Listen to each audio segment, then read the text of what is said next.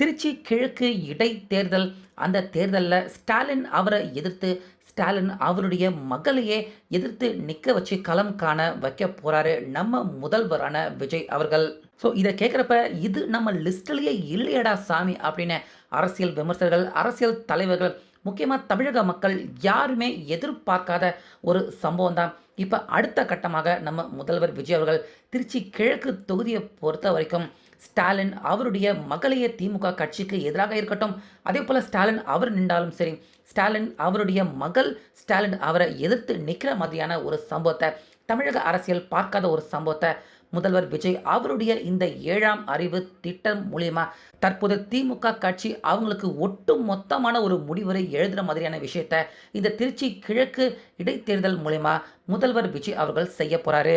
So அப்படி ஸ்டாலின் அவரை எதிர்த்து நிற்க போற ஸ்டாலின் அவருடைய மகள் யாரு, ஸ்டாலின் அவருடைய மகள் எப்படி அவங்க ஸ்டாலின் அவரை எதிர்த்து ஒரு தேர்தலில் நிற்க முடியும், முதல்வர் விஜய் அவர்கள் எப்படி இந்த விஷயத்தை அவர் சாத்தியம் ஆக்கியிருக்காரு, இதன் காரணமாக கம்ப்ளீட்டாக திமுக அப்படிங்கிற கட்சியை அடியோட அழிஞ்சு போயிடுமா அப்படிங்கிற முழு விவரம் எல்லாத்தையுமே இப்போ இந்த வீடியோவில் பார்க்க போகிறோம். அதனால் வீடியோவை ஸ்கிப் பண்ணாமல் பாருங்கள். அதாவது நம்ம முதல்வர் விஜய் அவர்கள் பெரம்பூர் தொகுதி, அதுக்கப்புறமா திருச்சி கிழக்கு 2 தொகுதிகளையுமே அவர் வெற்றி பெற்றிருந்தார். அப்படிங்கிறதால ஃபஸ்ட்டு திருச்சி கிழக்கு தொகுதியை அவர் ரிசைன் பண்ணிட்டாரு. ஸோ எப்படி இருந்தாலும் இன்னும் 2-3 மாதத்தில் தேர்தல் ஆணையம் அந்த தொகுதிக்கான வேட்பாளரை தேர்வு செய்யணும். அப்படிங்கிறதுக்காக அந்த தொகுதிக்கான எலெக்ஷனை தேர்தல் ஆணையம் நடத்துவாங்க. ஸோ அந்த இடத்துல தான் பார்த்தீங்கன்னா யாரை நிற்க வைக்கிறது அப்படின்னு திமுக தரப்பாக இருக்கட்டும், அதே போல் தாவேகா தரப்பாக இருக்கட்டும், 2 பேருமே யாரை நீக்க வைக்கலாம் அப்படிங்கிற யோசனையில் இப்போ இருந்து ஈடுபட்டுக்கிட்டு இருக்காங்க. ஸோ இதில் திமுக ஒரு படி மேலே போய் ஸ்டாலின் அவர் கொளத்தூர் தொகுதியில் தோற்று போயிட்டார்ல, அதனால் அவர் கண்டிப்பாக ஒரு எம்எல்ஏவாக கூட அவர் இல்லை அப்படின்னா நல்லா இருக்காது. அதனால் அந்த திருச்சி கிழக்கு தொகுதியில் ஸ்டாலின் அவரை நிற்க வைக்கலாம், ஸ்டாலின் அவரை எம்எல்ஏவாவது அட்லீஸ்ட் ஆக்கலாம் அப்படிங்கிற அந்த ஐடியாவில் தான் திமுக இருக்காங்க. ஸோ இதற்கான பேச்சுவார்த்தையும் போயிட்டுருக்கு. திமுக அவங்க போடுற ஒவ்வொரு கூட்டத்திலையுமே இதற்கான பேச்சுவார்த்தை விவாதங்களும் நடக்குது. ஸ்டாலின் அவரை திருச்சி கிழக்கு தொகுதியில் நிற்க வைக்கலாம் அப்படிங்கிற ஏறக்குறைய அந்த மைண்ட் செட்டுக்கே திமுக எல்லாருமே வந்துட்டாங்க. இப்படி இருக்க தமிழக வெற்றி கழகம் முதல்வர் விஜய் அவருடைய தரப்பில் இருந்து அந்த திருச்சி கிழக்கு தொகுதியில் யாரை நிற்க வைக்கலாம் அப்படின்னு தமிழக வெற்றி கழகம் முதல்வர் விஜய் அவருடைய தரப்புமே கூட தீவிரமாக யோசனை பண்ணிக்கிட்டு தான் இருக்காங்க. ஸோ இந்த சூழ்நிலையில் தான் பார்த்தீங்கன்னா யாருமே எதிர்பார்க்காத இந்த சம்பவம் தமிழக அரசியலில் நடக்க இருக்கு. அதாவது முதல்வர் விஜய் அவர்கள் திமுக தலைவரான ஸ்டாலின் அவருடைய மகளையே அந்த திருச்சி கிழக்கு தொகுதியில் திமுகவை எதிர்த்து நிற்க வைக்க போகிறாரு அப்படிங்கிறதான் அந்த யாருமே எதிர்பார்க்காத ஒரு மிகப்பெரிய ட்விஸ்டான சம்பவமாக இருக்குது.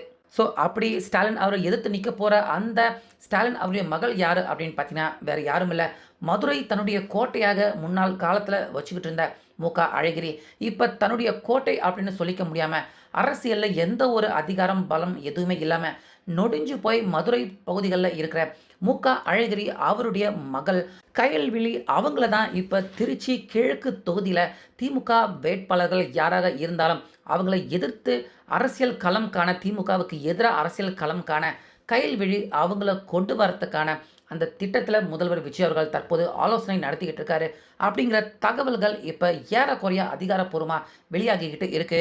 ஸோ அது எப்படி அழகிரி அவங்க பரம்பரையாக காலம் காலமாக திமுகவினர்கள் விசுவாசி அவங்க.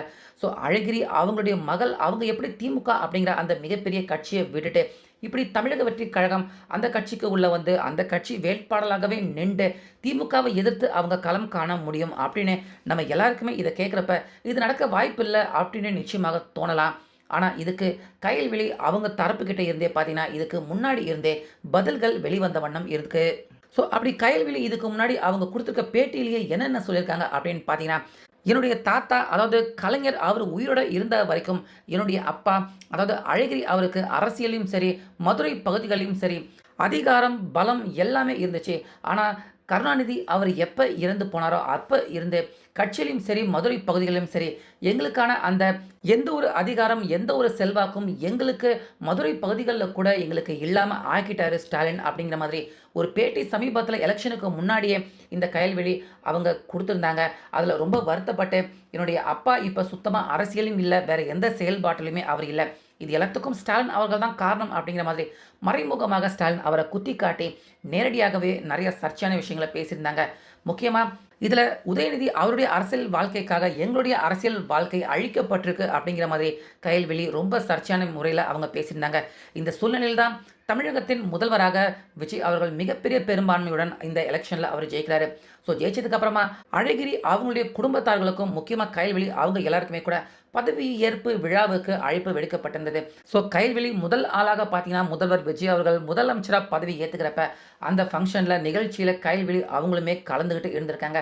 அது மட்டும் கிடையாது, நேற்று கயல்விழி அவங்க சென்னைக்கு வந்து முதல்வர் விஜய் அவரை நேரடியாக சந்திச்சிருக்காங்க. முதல்வர் விஜய் அவருக்கு மீண்டும் வாழ்த்துக்கள் தெரிவிச்சிருக்காங்க.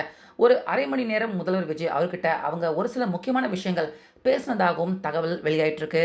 இப்படி இருக்க இன்னைக்கு ஏறக்குறைய வெளியாகக்கூடிய தகவல் என்னவாக இருக்கு அப்படின்னு பார்த்தீங்கன்னா, திருச்சி கிழக்கு தொகுதியில் கயல்விழி அவங்க திமுகவை எதிர்த்து நிப்பாட்டக்கூடிய ஒரு ஸ்ட்ராங்கான கேண்டிடேட்டாக கயல்விழி அவங்கள முதல்வர் விஜய் அவர்கள் நிற்க வைக்கலாமா அப்படிங்கிற அந்த ஆலோசனையில் விஜய் அவர்கள் ஈடுபட்டுக்கிட்டு இருக்காரு அப்படிங்கிற யாரும் நம்ப முடியாத இந்த தகவல் தான் பார்த்தீங்கன்னா தற்போது வெளியாயிட்டு இருக்கு.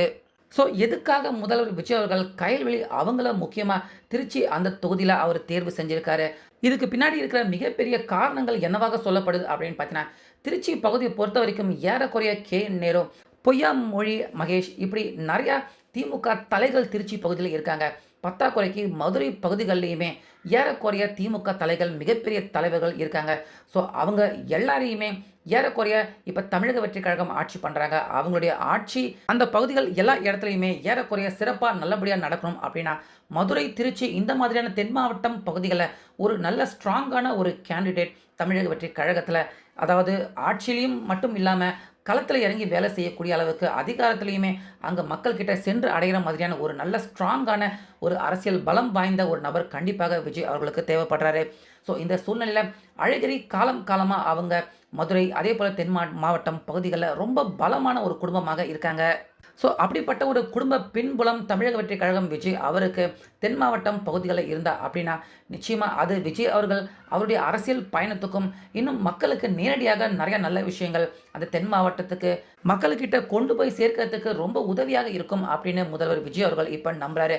ஸோ அதனால் திருச்சி கிழக்கு தொகுதியை பொறுத்த வரைக்கும் அழகிரி அவங்களுடைய மகள் கயல்விழி அவங்கள நிப்பாட்டினா நிச்சயமாக மிகப்பெரிய பெருவார்வி வாக்கு வித்தியாசத்தில் ஜெயிப்பாங்க. ஏன் ஸ்டாலின் அவரே நின்றா கூட நிச்சயமாக அவரை தோற்கடித்து ஜெயிக்கக்கூடிய அந்த ஏபிலிட்டி கண்டிப்பாக கயல்விழி அவங்களுக்கு இருக்குது. ஸ்டாலின் அவரை பொறுத்த வரைக்கும் ஏறக்குறைய கயல்விழி அவங்க மகள் உறவு தான் வராங்க. அதனால் இப்படிப்பட்ட ஒரு கேண்டிடேட் கயல்விழி அவங்களை நிப்பாட்டுறப்ப நிச்சயமாக திமுக கட்சி அவங்களுக்கும் கட்சி ரீதியாக ரொம்ப பெரிய அடி வாங்குறது மட்டும் இல்லாமல் முதல்வர் விஜய் அவர்களாலுமே இந்த எலெக்ஷனில் ரொம்ப ஈஸியாக அவர் ஜெயிச்சிட முடியும்.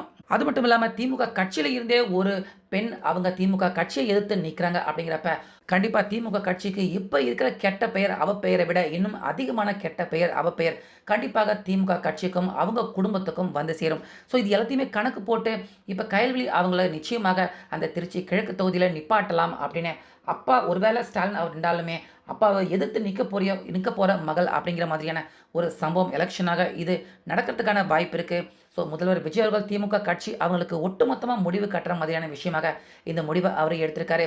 ஸோ இது ஒரு சரியான முடிவாக இருக்குமா? இதை பற்றி உங்கள் கருத்து என்ன அப்படிங்கிறத சொல்லுங்கள்.